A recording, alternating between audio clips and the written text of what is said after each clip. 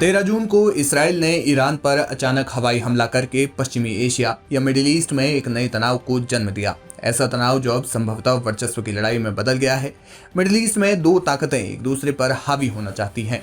Israel जो किसी भी कीमत पर ईरान को एक परमाणु संपन्न देश नहीं बनने देना चाहता, और ईरान जिसके लिए परमाणु शक्ति बनना देश को सुरक्षित रखने के लिए बेहद जरूरी है। हाल ही में जब दोनों देशों के बीच संघर्ष शुरू हुआ तो जहां अमेरिका, फ्रांस, जर्मनी और यूके जैसे देशों ने इसराइल का साथ दिया, तो वहीं रूस और चीन जैसे देश ईरान के पक्ष में खड़े नजर आए। लेकिन भारत ने इस मामले में एक तरह से तटस्थ रुख अपनाया, क्योंकि भारत के इसराइल के साथ रक्षा सौदे हैं तो ईरान के साथ ऊर्जा और रणनीतिक संबंध है।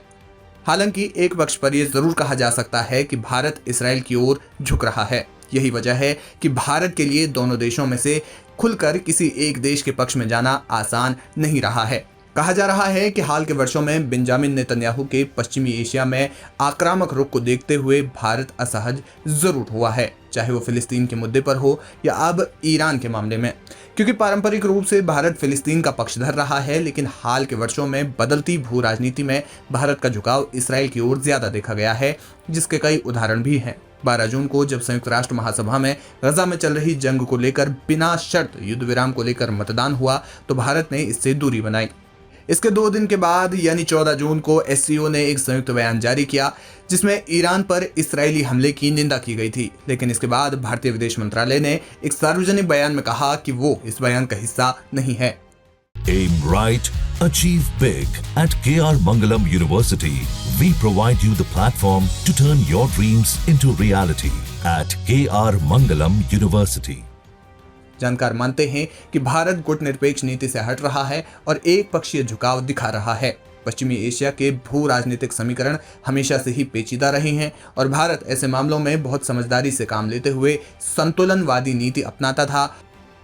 लेकिन हाल के घटनाक्रमों में भारत के रुख ने देश के एक पक्ष की ओर झुकाव को दिखाया है। जानकार मानते हैं कि इसराइल के साथ हमारे संबंध बेहद अच्छे हैं, लेकिन ईरान के साथ संबंधों को देखते हुए संतुलन रुख अपनाना काफी मुश्किल नजर आ रहा है। हालांकि दूसरी ओर विशेषज्ञ ये भी कहते हैं कि भारत को एक मजबूत और भरोसेमंद साझेदार की जरूरत है, और यही वजह है कि भारत इसराइल के पक्ष में खड़ा नजर आ रहा है।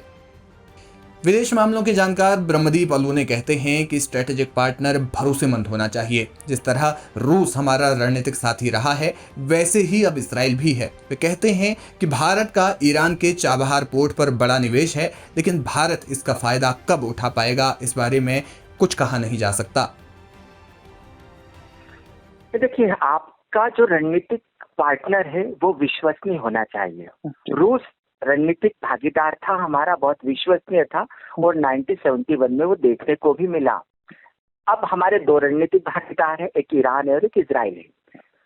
ईरान जो है उसमें चाबहार बंदरगाह को लेकर 2-2.5 दशकों से लगातार प्रयास जारी है, लेकिन चाबहार बंदरगाह का क्या होगा या भारत उसका कब फायदा उठा पाएगा, ये इसके बारे में कुछ स्पष्ट नहीं कहा जा सकता। दूसरी बात यह है कि भारत के आंतरिक मामलों में कई बार ईरान ने हस्तक्षेप किया है, लेकिन वहीं पर इजराइल जो है कठिनाई के समय भारत के साथ खड़ा होता है। इवन आप देखिएगा कि जो अत्याधुनिक हथियार है भारत को देने में इजराइल ने उससे गुरेज नहीं किया है।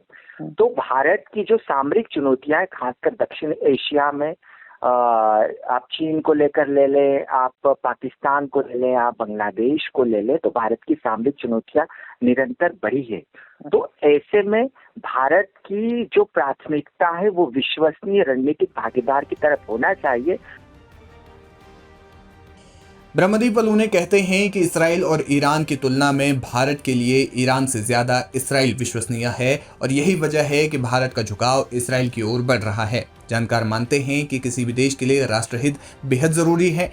भारत को इस समय एक ऐसा साझेदार चाहिए जो सामरिक सुरक्षा के खतरों के समय भारत के साथ खड़ा हो, और भारत की नजर में इस समय इसराइल ही सबसे भरोसेमंद देश है। हालांकि दूसरी ओर भारत ने अरब और खाड़ी देशों से अपने रिश्तों को बेहतर बनाए रखा है व्यापारिक साझेदारी से। ऐसे में जहां इसराइल से हमारे रक्षा सौदे हैं, तो मुस्लिम देशों से व्यापारिक हित जुड़े हुए हैं। ईरान के मामले में भारत के सामने चुनौती ये है कि ईरान भारत का एक मजबूत रणनीतिक साझेदार है और इसराइल का एक भरोसेमंद साथी, लेकिन जिस तरीके से सामरिक मामलों में इसराइल ने बिना शर्त हमेशा से ही भारत के साथ आवाज उठाई है, उससे भारत का इसराइल की ओर झुकाव बहुत स्वाभाविक है। हालांकि इससे ये सिद्ध नहीं होता कि अरब देशों या ईरान के साथ भारत के रिश्ते खराब हो गए हैं। इसराइल के साथ साथ अरब देशों से भी भारत के रिश्ते लगातार अच्छे हुए हैं। फर्क सिर्फ इतना है कि अरब देश भारत को एक मजबूत व्यापारिक साझेदार मानते हैं और इसराइल से हमारे रक्षा हित जुड़े हुए हैं। यानी कि मसला यही है कि जो भारत के साथ है, भारत उसके साथ है।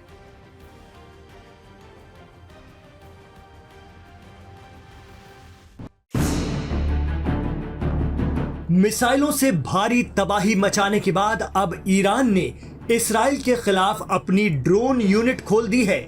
खबर है कि ईरान इसराइल पर अपने ऑपरेशन ट्रू प्रॉमिस 3 की 9वीं वेव लेकर आ रहा है।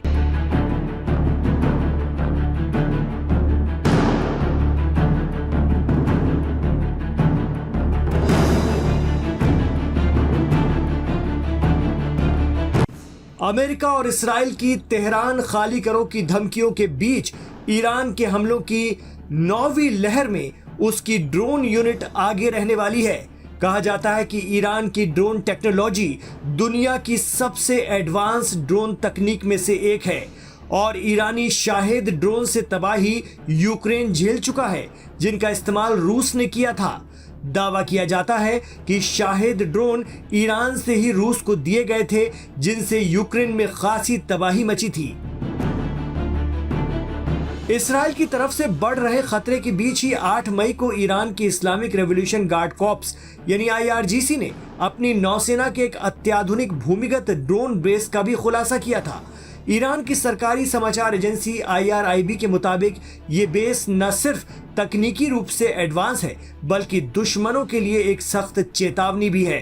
IRIB की तरफ से जारी फुटेज में दिखाया गया था कि यह अंडरग्राउंड बेस IRGC नौसेना के दर्जनों ड्रोन बेसों में से एक है। Aim right, achieve big. At KR Mangalam University, we provide you the platform to turn your dreams into reality. At KR Mangalam University. Expert मानते हैं कि अमेरिकी और पश्चिमी देशों के जरिए लगे लंबे प्रतिबंधों के चलते ईरान अपनी एयरफोर्स को ठीक से डेवलप नहीं कर पाया, लेकिन इसका विकल्प उसने ड्रोन यूनिट के तौर पर बहुत पहले खोज लिया था। ड्रोन की ताकत और मारक सलाहियत को पहचानते हुए ईरानी इंजीनियरों ने ऐसे ड्रोन तैयार कर लिए हैं जो बहुत तेजी से अपने टारगेट को निशाना बनाते हैं।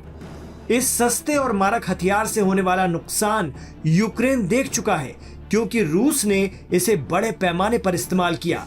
जानकार बताते हैं कि ईरान ने लड़ाकू जेट का छोटा ड्रोन संस्करण बनाया है, जिसे काहिर 313 के नाम से जाना जाता है। ये इंसान के बिना उड़ने वाली मशीनें हैं, जिन्हें UAV भी कहा जाता है, लेकिन काम वही करती हैं जो एक काबिल एयरफोर्स का होता है।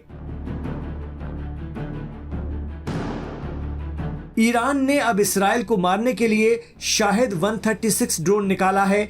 ये ड्रोन 2000 से 2500 किलोमीटर की दूरी तय कर सकता है, जबकि ईरान से इसराइल की दूरी 1700 किलोमीटर है।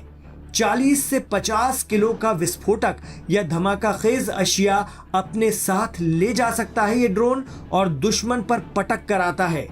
अगर प्रोग्रामिंग की जाए तो दुश्मन के इलाके में जाकर फट जाता है। स्वार्म अटैक यानी एक साथ कई ड्रोन से हमले के लिए ये बेस्ट माना जाता है। बहुत बड़ी तादाद में धावा बोलने पर ये ड्रोन इसराइल के आयरन डोम की पकड़ में नहीं आते हैं और 3 से 4000 मीटर की ऊंचाई पर उड़ते हुए ये ज्यादातर लक्ष्य को भेद देते हैं। इसराइल ने ईरान पर पहले एयर स्ट्राइक की, तब ईरान ने सैकड़ों बैलिस्टिक मिसाइल एक साथ छोड़ दी, जिससे इसराइल का एक बड़ा हिस्सा ध्वस्त हो गया है। लेकिन एक्सपर्ट कहते हैं कि ईरान की ड्रोन यूनिट उससे भी बड़ी तबाही इसराइल में ला सकती है।